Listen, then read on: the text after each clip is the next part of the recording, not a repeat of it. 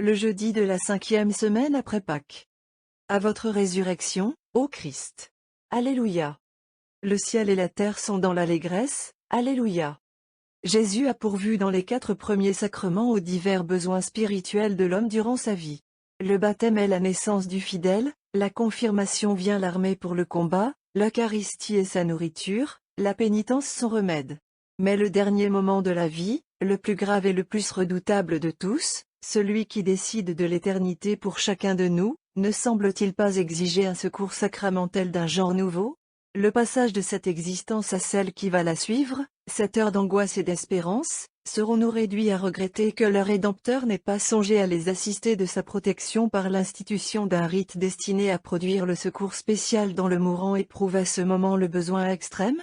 Jésus a pourvu à tout, et la grâce de la rédemption a su revêtir une nouvelle forme pour nous visiter et nous fortifier dans cette dernière crise. Dès avant sa passion, il montra un indice de ce qu'il méditait pour l'avenir. En voyant ses disciples devant lui, afin de préparer les peuples à sa prédication, il leur commanda d'oindre les malades avec l'huile. Et les disciples, fidèles à l'ordre de leur maître, voyaient les infirmes, après l'emploi de ce remède mystérieux, se lever de leur lit, guéris et consolés. Mais lorsque, après sa résurrection, notre divin Rédempteur s'occupe de doter son Église, c'est alors que, pour alléger les douleurs futures de cette mère commune, il assure à ses fils mourants la douce consolation d'un puissant sacrement établi uniquement pour eux. L'huile est le symbole de la force. L'athlète qui veut lutter dans l'arène en baigne ses membres pour les rendre plus agiles et plus souples. C'est pour cette raison que Jésus l'a choisi comme élément sacramentel, lorsqu'il voulut assurer à notre âme régénérée par le baptême la vigueur dont elle allait avoir besoin dans les luttes du salut. L'heure de la mort est aussi un combat, et ce combat est le plus redoutable de tous. À ce moment, Satan, sur le point de voir échapper la proie qu'il a convoitée durant toute une vie, redouble d'efforts pour s'en saisir. L'homme, au bord des abîmes de l'éternité, est circonvenu tour à tour par les attaques d'une confiance présomptueuse et celle d'un découragement contraire à l'espérance. D'ici à quelques instants, il va se trouver au pied du juge dont la sentence est sans appel. Et les restes du péché gênent encore les mouvements de son âme.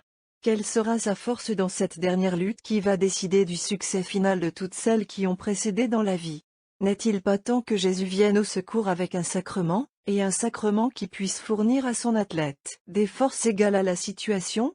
Il est venu, notre divin ressuscité, et sa main sacrée a préparé l'huile de la dernière onction, non moins puissante que celle de la première, application suprême du sang rédempteur, qui coule si abondamment avec cette précieuse liqueur.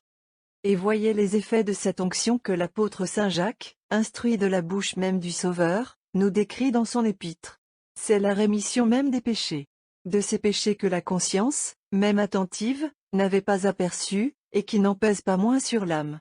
De ces restes du péché remis quant à la coulpe, mais dont les cicatrices n'étaient pas entièrement fermées et exerçaient encore une influence maligne. L'huile sainte s'en va parcourant miséricordieusement chacun des sens qui tour à tour s'avouent pécheurs, et reçoivent aussi tour à tour la purification qui leur est propre. Ces portes ouvertes si périlleusement du côté du monde se ferment l'une après l'autre, et l'âme n'est plus attentive que du côté de l'éternité. Vienne maintenant l'ennemi. Ses attaques n'auront pas de prise. Il comptait sur un adversaire tout terrestre, blessé déjà en sans combat, et il va rencontrer un athlète du Seigneur, plein de vigueur et préparé pour la défense. Le divin sacrement a opéré cette transformation. Mais telle est l'étendue des effets de cette onction sacramentelle, qu'étant instituée principalement pour le renouvellement des forces de l'âme, elle a reçu aussi la vertu de rétablir les forces corps et de rendre la santé aux malades. C'est ce que nous enseigne le même apôtre Saint Jacques. Le Seigneur, nous dit-il, accordera le soulagement aux malades, qui trouvera sa guérison dans l'efficacité de la prière de la foi. La formule sacrée qui accompagne chaque onction dans ce sacrement a donc la vertu de restaurer les forces physiques de l'homme, en même temps qu'elle chasse les restes du péché, principale cause des misères de l'homme en son corps aussi bien que dans son âme. Tel est le sens des paroles de Saint Jacques interprétées par la Sainte Église. Et l'expérience nous montre encore assez souvent que le divin instituteur de ce sacrement miséricordieux n'a pas oublié la double promesse dont il a daigné enrichir ce rite auguste. C'est dans cette confiance que le prêtre, après avoir fait les onctions sacrées sur les membres du malade, s'adresse ensuite à Dieu, dans de touchantes supplications, pour lui demander de rendre les forces corporelles à celui dont l'âme vient d'expérimenter la puissance du céleste remède. Et la Sainte Église regarde comme tellement fondée sur la parole du Christ l'effet sacramentel de l'extrême onction quant au soulagement du corps, qu'elle ne compte pas parmi les miracles proprement dits les guérisons opérées par ce sacrement. Offrons donc au vainqueur de la mort l'hommage de notre reconnaissance, à la vue de ce nouveau bienfait de sa compassion pour ses frères. Il a daigné passer par toutes nos misères. La mort même, nous l'avons vu, n'a pas été acceptée, et les langueurs de l'agonie ne lui ont pas été épargnées. Lorsque, sur l'arbre de la croix, il était en proie à toutes les angoisses du pécheur mourant, bien qu'il fût la sainteté même, il daigna penser à notre dernier combat, et, dans sa bonté, il dirigea sur les chrétiens agonisants un jet de son sang précieux. De là est provenu le divin sacrement de l'extrême onction, qu'il promulgue en ces jours, et pour lequel nous lui présentons aujourd'hui nos humbles actions de grâce. L'hymne suivante, composé par saint Ambroise, et usité dans l'église de Milan au temps pascal, célèbre avec l'énergie ordinaire au saint docteur la puissance de salut que renfermait la mort du Christ, puissance qui s'est fait sentir de la façon la plus expressive sur le larron expirant à la droite de Jésus. Hymne. Environné de sa lumière sereine, le jour de Pâques est le saint et véritable jour de Dieu, le jour où la vertu du sang divin efface le crime et la honte de l'homme. Ce jour rend la foi à ceux qui étaient perdus sans elle, il restitue la lumière aux aveugles, qui ne sentiraient ses craintes dissipées, à la vue du larron recevant son pardon. Cet homme qui a échangé la croix contre la récompense, a gagné Jésus par sa foi d'un moment. Et hâtif dans sa marche, devenu juste en un instant, il est entré au royaume de Dieu.